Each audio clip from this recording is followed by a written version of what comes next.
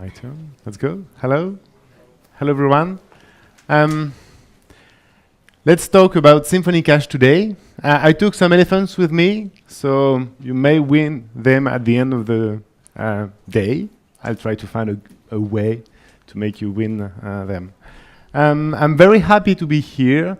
Thank you, Julia, for inviting me like 1 year ago, and you didn't make it, but this year we managed to organize this, so I'm very, very happy to be here today. Symfony Cache. Let's go directly into the topic and talk about techniques, code and things like that. So, first of all, for those who don't follow the repository, I'm Nicolas Grekas. I work in Paris, France.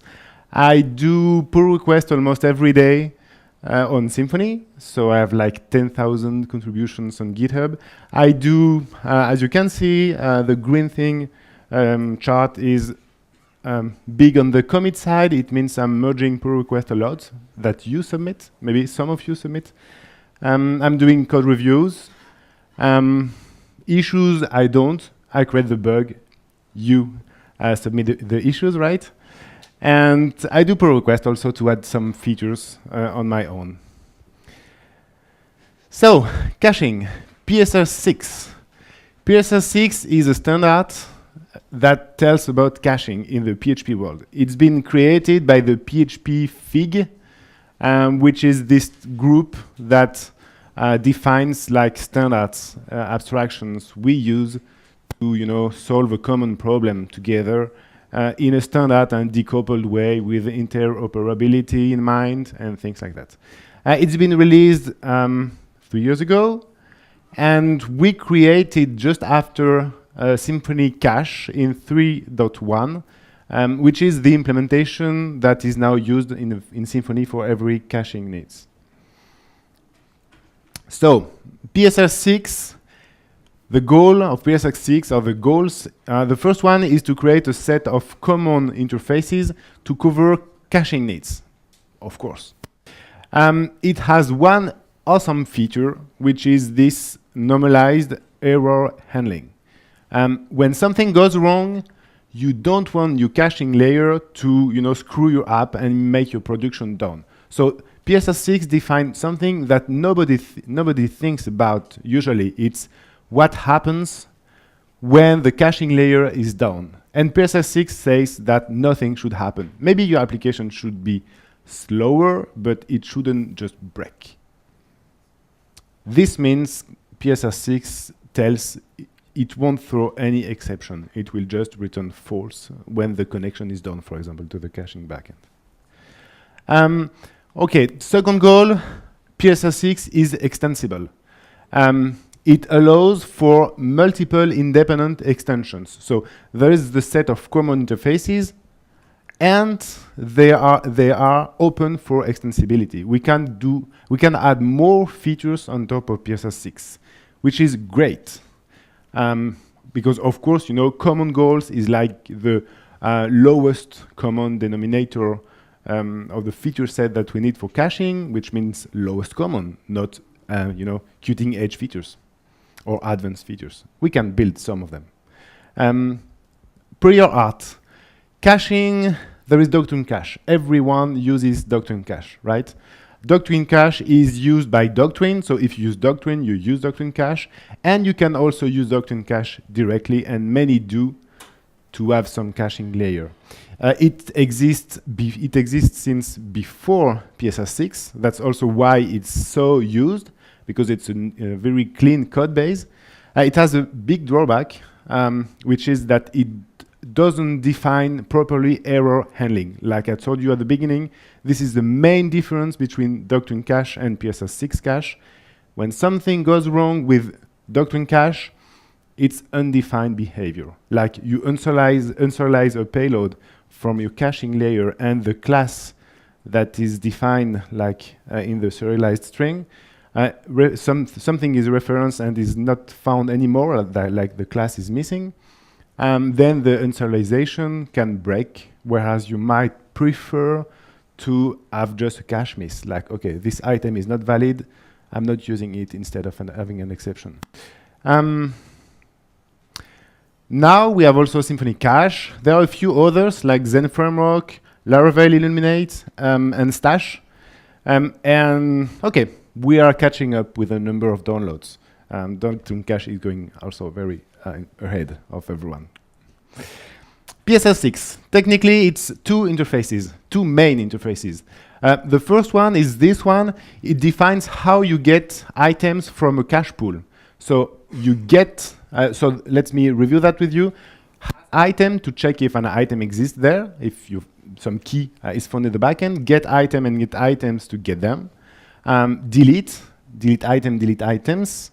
Save to store something there. Save deferred, which means save for later. And commit. All the deferred items, it's now time to commit them so that using this save deferred, we can save several items at once and do only one round trip maybe to the backend and to be faster, right? And the last one is clear, like remove everything in the backend. Get item and get items return this cache item interface thing, which means there is another interface, this one, which is the return value and the thing you get from the backend. You don't get directly the values that you cached in PSS6. You get an item which is a wrapper around a value. And this wrapper defines a few methods. One is get key, of course, to get the key. Get to get the value. That's how you get the actual value you put in the cache. Is hit, has the item been found in the cache or not? Which means if there is a miss, if you ask for a key and the key is not found in the backend, you still get an item back, but is hit returns false. And this is how you decide if the value false or null you put in the backend is something that is saved there or is just a miss, right? So is hit allows to decide between, if that. Set to define the new value. If you want to set a new value, you call this method in it to put the value in the item. And PSS6 also handles invalidation by expiration. So there are two methods to define when the item will be outdated. There is this expires at and expires after, right? The typical life cycle of PSS6 is this one. That's almost all the time, that's the kind of code and the kind of logic you use when you use PSS6. First, you get the item from the pool. Then you check if the item has been found in the cache or not. So this is hit. If not, which means the item was not there, then we enter the slow path. We enter the path where we compute the value. So we do some heavy computation and we define maybe some expiration. So in this example, we have 1 hour from lifetime. And then we save. First, we set the new value on the item, and we save the item in the pool, and done, it's written there, right?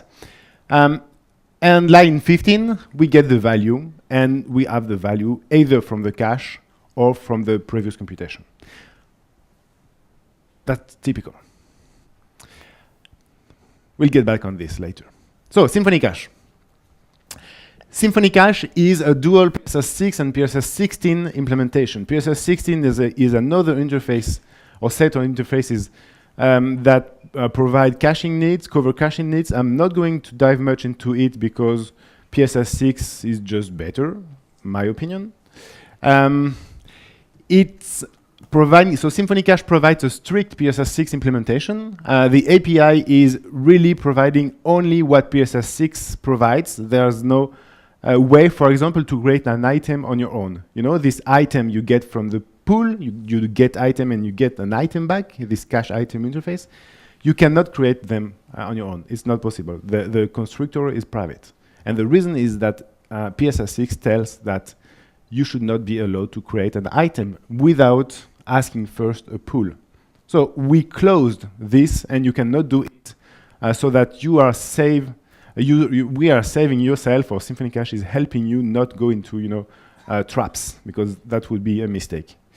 And on top, we use this extensibility that has been embedded into PSS6 to add extra features on top of it. It's tuned for performance. I mean, Symfony Cache is very fast. And it follows Symfony's quality processes. So you know the backward compatibility promise and the continuous upgrade path with deprecations and the core team, etc., etc. Let's review some backends. There are 3 sets of backends. This is the first set of backends that cover local caching needs. So you have only one machine, one container, and you store items very locally to this application. So the first one, which is very local, is the runtime memory, one request, one array, and we store items in this array, so it's gone at the end of the request. It can be useful for testing maybe, or for short-lived cache pools. We have the file system is local, and it's available across requests, of course, but only across one single machine, not across a cluster. It's the most common thing we know we can use in Symfony, so it's defined as the default backend for your, of course, your needs. And this is the thing you might need to tweak if you want to have a cluster of servers, of course, to use something else. And there are 2 backends that store values as PHP code. So you save a value, and the value is written as PHP code in a file, in .php file. There are 2 ways to do that. One is dumping all the items in one single big PHP array and one single big PHP file. And there's this other one which dumps one file per value. And the last one is APCU, which is this PHP extension that stores values in the shared memory. So it's still only available on one PHP FPM pool, and is really fast. It's local. The benefit of the last 3 items is that they are really, really, really fast. They work only with memory because, you know, dumping PHP code means leveraging OP cache, and OP cache is using also shared memory. So the 3 of them are using shared memory, which is really, really fast. There is no network involved. You cannot be faster. They have all of them one drawback, which is that you cannot update values. You can only append new values in a pool, right? You can only append. Of course, technically it's possible to invalidate, but if you invalidate values like a PHP file and tell OP cache that this file changed, if you look at how OP cache works and also how APCU works, you'll notice that actually it doesn't work. It will slow down your application at some moment. I can talk about that later if you want, or if you have questions about that. But you should remember that they are append-only caches, which is not useful for applications. It's only useful for system caches. So we wire these adapters as the backend for all system caches, like annotations, you know. Annotations, we discover them by reading the code when we need to read annotations on to discover the roads, to discover validation, and blah, blah, blah. And this is append only. You don't create or update annotation live on an application, right? The code is written once and we append as we discover. So it fits perfectly all system caches. Remote backends. These are the backends you're going to use for any serious application and to cache values from your domain. So anything that you can, like API calls, database calls, you should use a remote backend to store them. So we have adapters for Redis, for Memcache, and for the database. If you happen to need any of them, it's just very easy. You configure that, and you know the values are stored there. Then we have special backends. So the chain backends allows chaining several backends and in order. So the logic is to look at each backend in the chain, in the list, and usually the first one is the fastest one, and the last one is the slow one. But you know, we can then move items from the slow backend to the faster one and read from the faster before hitting the last one. So that's the typical use case of the chain backend. The doctrine backend is useful to have some interoperability with a doctrine cache implementation, so that you can use Symfony Cache and PSS6 as a backend for a doctrine cache consumer, and you can do also the opposite, which is using a doctrine cache implementation as a PSS6 backend. It works both ways. The proxy one allows prefixing keys automatically for you. You give it another adapter, another pool, and it decorates it, and it handles a prefix on every single key there transparently, so that you can namespace your keys quite easily. This can be useful for some invalidation strategies. The null adapter is useful in testing sometimes. The null adapter is this adapter that stores nothing, you know. Simple cache is a PSS 16 to PSS 6 adapter, and the traceable one is an adapter that wraps around another adapter and that takes times, measures times and timestamps between and after each operation, so that we can then, for example, provide a nice profiler panel in the Symfony toolbar, you know, so we can know and we can display and show you how many hits and miss you had in some applications. Okay, some old benchmark. I didn't update these benchmarks on purpose. I made them 2 years ago, 1 year ago, I don't remember. What I want to highlight here is that the unit is items per milliseconds, right? So for doctrine in this screenshot, I'm sure I can screw the benchmark and make Symfony faster. It's just a matter of fine-tuning and finding some special case. You know, it's just a benchmark. So benchmark, you can make it what you want. For this typical use case, I think that it's fast enough for any caching needs. That's all that matters, you know. Like 500 items per milliseconds is really fast. So any backend is fast. Maybe stash PHP fixed, because in this case it's not that fast. This is another one, and in this example we fetch several items at once. So this time Symfony is faster, and maybe Doctrine improved to fix that, I don't know, but still it should be in the same range. This is another example with Redis as a backend, and we ask several items at once. With the Symfony, it's much faster than with Doctrine. The reason is that the implementation that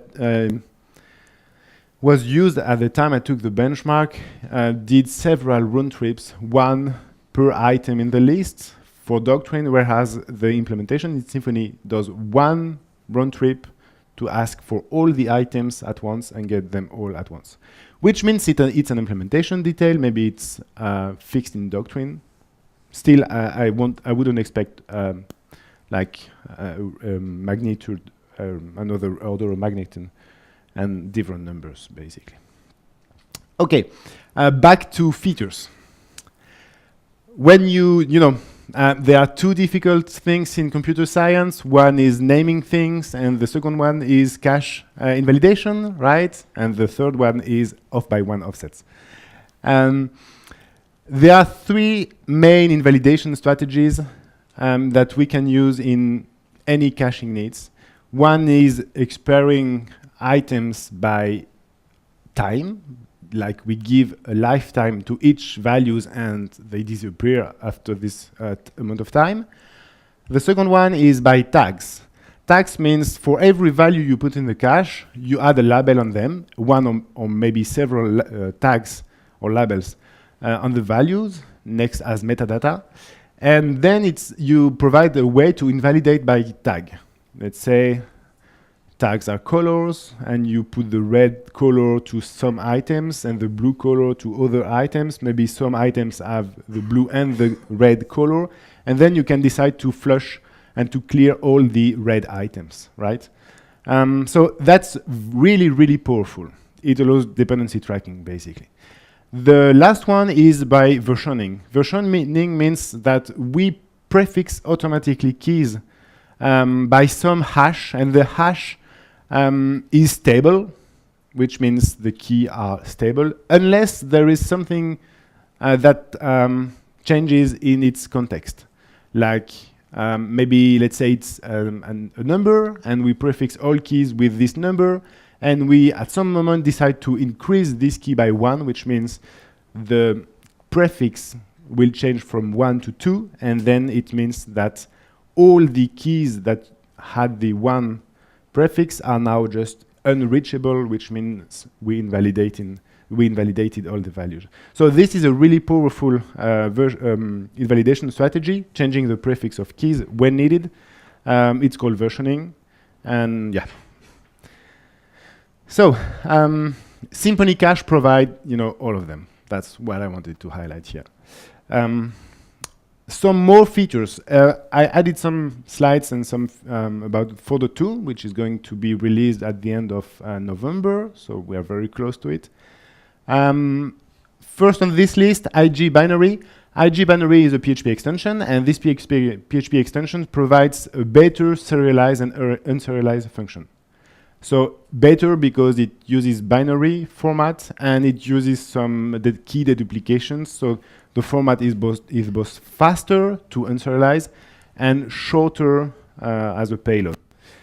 So it's nice. Now, if you have IG binary, if you enable IG binary in your PHP pool, Symfony Cache will just use it automatically. It will just figure out that for you, and it will just use this new serialization format for you. Now we are talking about changing the way items are serialized, right? PHP native or PHP IG binary serialized, which means we had to create an abstraction, something that tells how items are serialized to a string. And to make it into a real design pattern, we created an interface for that. So the Marshmallow interface is the interface that you can implement to provide another serialization format. Why would you need to do that? Because you might want to compress the value, right? You serialize, and maybe you want another serializer in a stack that would just take this serialized string from PHP and zip it. So you can do it. Another idea could be to encrypt the values. Maybe you don't have enough confidence in your caching layer, the backend layer, or you want extra security and you don't want to store, unencrypted values. Easy, you can do it. You can also sign the value so that you are sure that when you read a value, it's not hacked and it has not been compromised. You were the one saving them there, which can be a security thing if you are strict about that, which is nice. Another thing we added in Symfony Cache, unrelated to the previous one, is multi-host DSNs. This means that it's just one string to define several servers to connect to Redis. You can tell in one string, one DSN, that you have 3 Redis servers, and the client should balance the load between the 3 automatically. So you say host 1, 2, 3, and then that's it. That's all that is what is needed to have a distributed caching and clustered backend. Okay, back now into Symfony. This is Symfony framework wiring, and this is useful if you are using Symfony, like the skeleton and the bundle system. Everything I said previously is just the component. So now let's go into the framework. By default, I told you that already. For system needs, we wire the PHP backend, so PHP 7 array. We also leverage APCU if you have it, and if you don't have anything like that, we just use files for system needs. We have offline cache warmers for validation, serialization, and annotations. This means we read when you run the bin console cache clear command, at this moment we read the code and we create the cached version of that, so that then when you deploy the application, it's ready and it's fast instantly. And we also have fine-tuned recipes for Doctrine, which means that you don't have anymore to uncomment something in the YAML configuration. By default, Doctrine comes, or the configuration, the default configuration for Doctrine comes with a working configuration to have caching for the ORM. Now that's for technical and your dependencies, but for your own needs, how does it work? Like, you do API calls and you have something slow that you want to cache, the easiest way to get a cache pool is to use auto wiring, right? So you just type in the PSR cache interface and you get something in return. You get a pool which is ready for you and that you can consume instantly. And there is a service. The service is named cache.app, and there is some default and some way to configure it. So that's, for example, how you can change the default backend for the app pool, and this tells to use Redis as a backend. That's all you need to do. So app cache.adapter.redis. You give it the Redis location address with this example, which is just an example. So yeah, and then done. Now you're using Redis for any place using auto wiring. Now you might also want to have dedicated pools per set of values. It's better instead of having one pool and you put all your keys there and every kind of items are stored there. It could be better to have different pools, separate ones, that you could use. Let's say in this example, one for the forecast API. So if you want to define a pool for the forecast API, just do that. You create a pool, you give it a name, forecast.cache. You tell where it should be stored, like in this example in the database, and done. If you don't provide the adapter line, the last one, it will use the same definition and configuration than you defined for the app one, so Redis in the previous example. The key will be prefixed automatically so that these are still two separate sets of keys.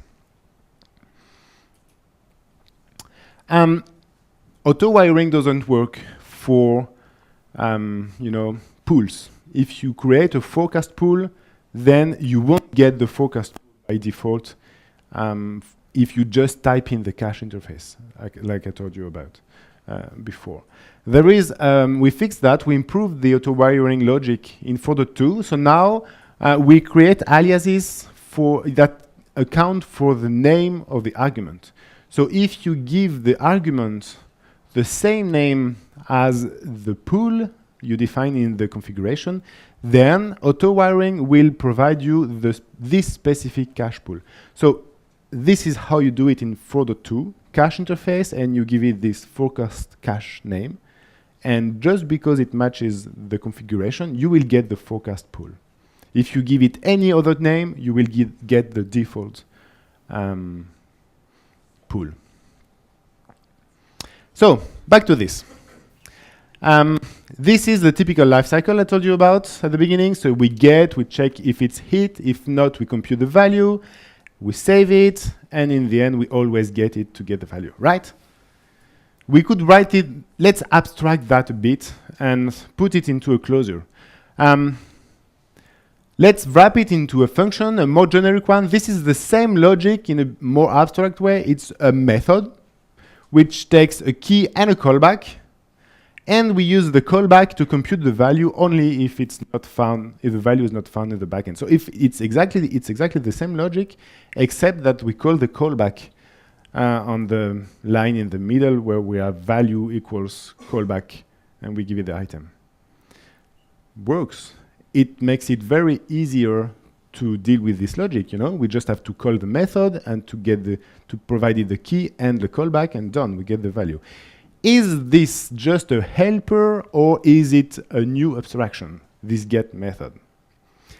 I wonder myself, and now I'm pretty confident it's an abstraction. I mean, having a get method with a key and a callback allows building nice features on top. So that's a new feature of the caching layer in Symfony Cache. We added this method in all cache adapters. So you can just query the cache and use get and give it a callback, and the callback is going to be called only if the key is not found in the backend. That's it, pretty simple. And you remove all the boilerplate needed related to this if is hit logic. Let's review the first feature we can do with that. The first feature is this one. So this is an elephant stampede. An elephant stampede is like elephants all running together to get the same item from the pool. Right? So we have concurrent processes, and you just deploy the application. The cache is empty. And then you have 20 concurrent requests coming in, and you have 20 concurrent processes that need the value, but the value is not there. So you have 20 concurrent processes that are now computing the value, right? They are computing the exact same value at the exact same time. They are doing queries to the database. So the database has 20 times the load of what would be needed if we were to compute only one of them. And it's, wasting resources. And you can also break your prod and break your deployment if you don't do it correctly. We can fix that. Let's put a lock around the get. That's what we can do here. So this is a decorator. We have the same interface, and let's provide it with a function, a closure now. And this closure acquires a lock before and releases the lock after calling the callback, your slow callback. And if we do that, we are, making all processes wait for the one that managed to acquire the lock. And they will just sit and wait without consuming resources. It's so useful that this behavior is the default behavior in Symfony Cache when you use the get method. So if you use the get method, you already have a lock, and the lock is local to the machine. Another one. This is another cache stampede, an elephant stampede. So now, 1 hour after, the item expires, right? So now, again, we have 20 workers, 20 users that ask a value, and this value is not found because it just expired at the same time. And again, same story. We can provide the same solution. We can lock again. But if we lock again, it means we have 20 concurrent clients, users, waiting for one server to compute the value every hour. I wouldn't be very happy with that. So how can we fix that? One way is to say we are going to serve stale values while we are recomputing the fresh one, right? There's a better way to do. And the better way is found on Wikipedia. We don't have to create and to be smart. So let's go on Wikipedia. And on Wikipedia, we have this, telling about probabilistic early expiration. And there is an algorithm written in abstract terms, and there is a sentence in the middle that reads as follow: the following implementation based on an exponential distribution, we don't care, it's okay, has been shown to be optimal, that's interesting, in terms of its effectiveness in preventing stampedes and how early recomputation can happen. And there is a link, and the link is an academic paper from someone smarter than me that proved with like 20 pages of statistical mathematics that this algorithm is optimal whatever the load of your server. So if you have millions of requests or if you have no load, this algorithm works all the time and provides cache stampede protection in an optimal way. How it works? Very easy. For every item you request from the pool, we get a random number, and this random number decides if we should recompute the value now, even though the item did not expire yet, right? So we do early recomputation in a probabilistic way. At some moment, this will happen, right? If the load is very high, it will happen early enough so that then when it actually happened, it will be recomputed. If the load is 0, you don't care about that, which means it will happen at the moment where the item will expire. And that's good. I just had to implement that in Symfony Cache, and now you are covered. By default, if you use get, we use early probabilistic expiration. If you want to know more about that, you should go to this page. And basically, you might serve only fresh items from the cache all the time. if you do it correctly.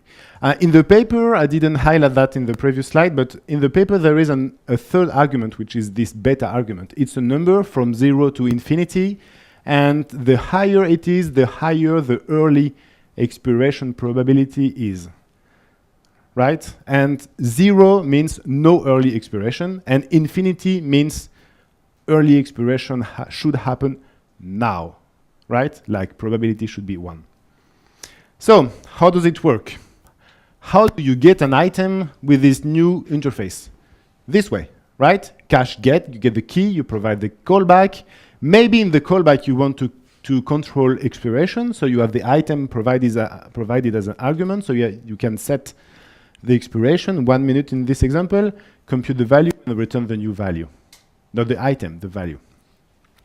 What if you want no early expiration? As I told you, you can just pass 0 as beta at the bottom of the screen. This means I don't want early expiration. And if you want to force early expiration, you can provide infinity, which is a legit number in PHP also. So infinity means do call the callback now. So basically it's like save, right? Because we are forcing a call to the thing that computes and saves the value. To delete an item, it's a bit more involving, but it works also. You get the item with infinity as beta, which means call the callback now. And in the callback, you set an expiration date, which is now, which means delete the item, right? Which means if you think about the use cases you have in your application about caching, we covered them almost all with this interface. We don't need all the extra method that PSR6 provide. So cool. Okay, delete is not that nice, so we also added this delete method, right? It's the same, it's easier. I don't want you to remember the previous slide. Enter Symfony contracts. There is a drawback to this method. The drawback is that PSR6 is a standard and Symfony Cache is an implementation.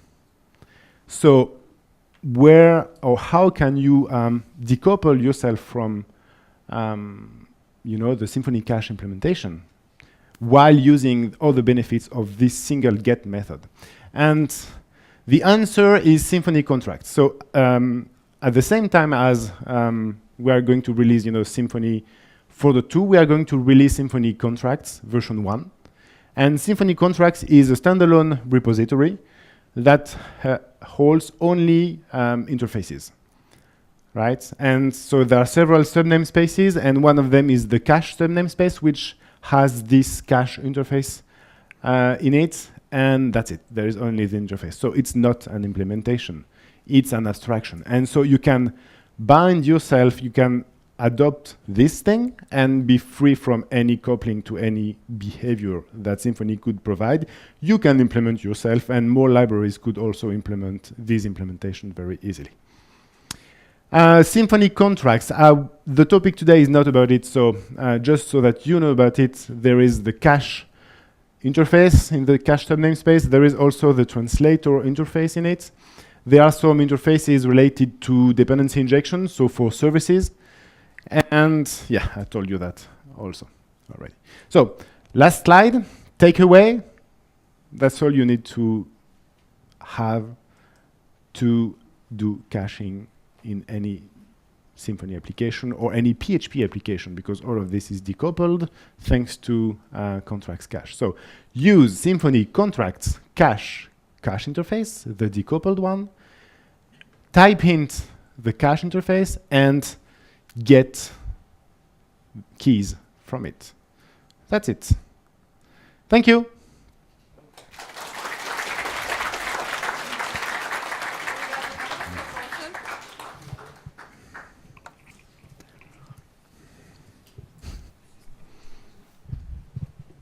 Hello. Hello. Thank you for great speech. And I want to ask you, do you see the cache implementation already finalized, or you have some plans to extend to improve something? Which cache implementation? Symfony Cache. I think we cover the story now. Yes, but do you see some steps to improve, maybe? The Symfony Cache one? Yes. More than what I told you already? Yes. I'm running out of ideas, but future will tell. Okay, thank you. And you mentioned about additional backend about chains. Yeah. Can you tell exactly business features that can use that chain? The chain adapter, like chaining several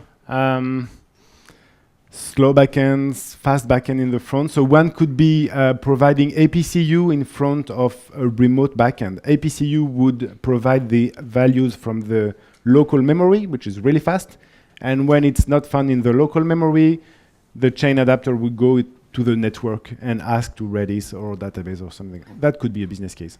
Okay, thank you. Yeah, welcome. У кого еще вопросы? Thanks, Nicolas, for good insight. Future version, looking for official release, and I have a easy question, but a lot of us cannot handle with it. What is a better way to select cache key, name of the cache key? Of the cache key? Yeah, because name has some restrictions, and there are a lot of cases where you select wrong cache key, and then you got some exceptions, Okay. and so on, so on. I got it. So PSR6 has a restriction on the characters you can put in a key, like the colon is not allowed, right? And that's what you're asking. So I have a trick for that, which is to use the function raw URL encode.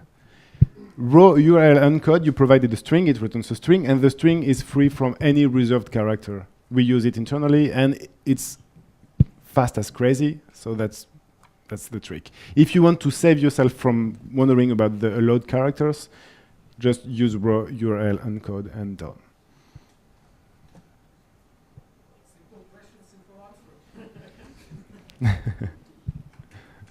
Okay, we highly appreciate the work you've done. It's really an amazing solution. And here is the question. Is cache invalidation by tags included in PSR6 or PSR16, or it's just a Symfony feature? It's not included. So it's just a Symfony feature, right? It's a Symfony contracts abstraction now. Okay. So there is one implementation in Symfony Cache.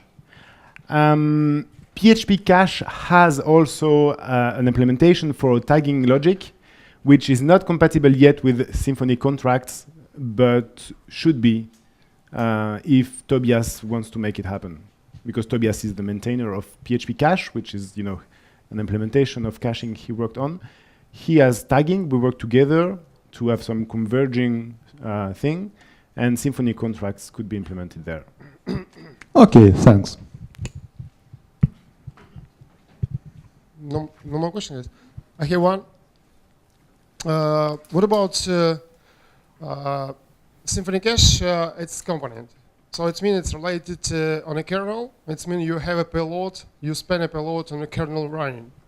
And it means that we have almost the time which is spent the kernel running up. And this one leads to that you can't use this Symfony Cache on a hello, or for instance, some kind of sites which have a lot of people's which use the site. This means, for instance, for e-commerce, and how you fight with this one? Because I see this case like in use Varnish, where we have no takes Symfony at all. So to show us up the any cache components, any cache results before, then we will take out the kernel. And what your own experience? What you use like in your company? So what do we provide? You provide for Symfony Cache for which projects and for which range of people who use any sites with Symfony component? Okay. Symfony Cache is a low-level thing, like a PHP-only interface or set of interfaces, which means you can build things on top of its features to move to the HTTP layer, because the caching in HTTP is really the trick to do performance. So varnish is awesome. You should use varnish as much as you can, including the, the X key feature and all the tag-related invalidation and strategies, which is basically the same, just provided on the HTTP interface, whereas this is in the PHP side. There is one package from the FOSS organization, which is called FOSS HTTP Cache Bundle, I think. Yeah. And I think FOSS HTTP Cache leverages the features of Symfony Cache to provide caching at the HTTP layer on top of the kernel without going to varnish. So that could work if you would like, if you want. But with the varnish cache, you will have now take a payload. You have span a payloads and run a kernel. Yeah. With the component, with Symfony component cache, so it means that you should wait when kernel is running up, Yeah. and next we will apply the cache. Yeah. So it means you have anyway you have a time to run the kernel, and it's Yes. it's maybe it's not so compatible with the high load project, for instance. Maybe it's not high load, for instance. Let's ask you another case. So how much Microphone is. we can handle with So I think your question is for the next talk in the afternoon. You should come. Thank you. One more question, please. Yeah, sure. Hi, thank you for your talk. You said we have 3 cache invalidation strategies. Yeah. Can we combine them? Sure. Yes. You should, of course. Okay. Yeah. Thank you. You can combine them, 3 of them. One answer I didn't give you to the what's next, what could be next. One idea that came up is coupling cache to messenger. Like when an item is invalidated using early expiration, instead of computing the new value at this moment, we could send a message on a bus and have a worker somewhere else that would just recompute the value so that we serve the value now and the worker works for us in the background so that we have 0 delay for recomputing anything. Yes, I have an idea. Thank you. Ребят, у кого-то еще есть вопросы? Okay. Hello, thank you for the talk. You have talked that there is a lock when you ask for the cache. Yeah. And if I have this in Dockers and they don't have a local file system, should I share var lock? Is it enough? We use a file locking. Yeah. And we lock the files, the source PHP files. So this is a standard Symfony lock component plus? No, it's not using a standard. It's hard-coded. The strategy is hard-coded into the cache component. And the good thing is that in Linux, so in Docker, you can lock a read-only file. So we lock the source code. We lock the files that sits in the vendor Symfony Cache so that file where the cache is stored, yes? In one cache, something. It's not stored, it's locked.